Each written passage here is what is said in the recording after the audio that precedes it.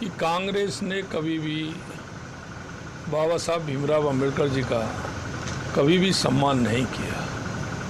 कांग्रेस ने बाबा साहब को जितना अपमानित किया, कांग्रेस पूरी तरह से जानती है। माननीय गृह मंत्री अमित शाह जी ने जब ये सारी बातें रखी हैं और उन्होंने बताया तो कांग्रेस उससे तिलमिला गई है।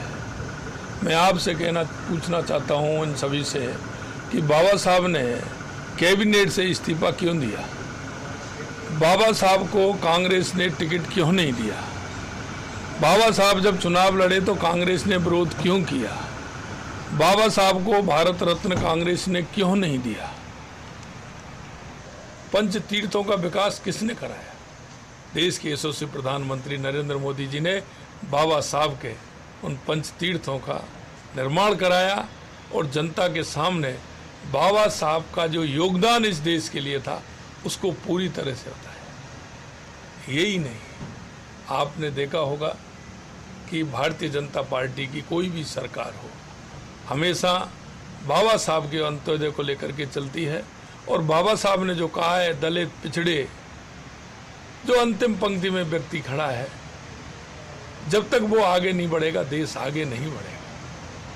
भारतीय जनता पार्टी उस विचार को लेके, बाबा साहब के विचार को लेके चल रही है।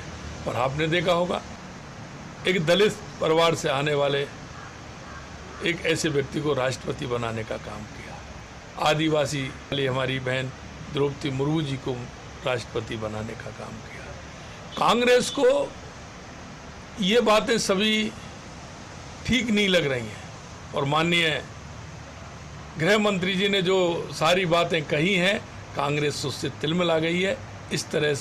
इसके लिए वो इस तरह से काम कर रही है। मैं कहना चाहता हूं कि ये देश बाबा साहब के संविधान के हिसाब से चलेगा और ये जो बाबा साहब ने रास्ता दिखाया है भारतीय जनता पार्टी, उस रास्ते पर पूरा देश चलेगा।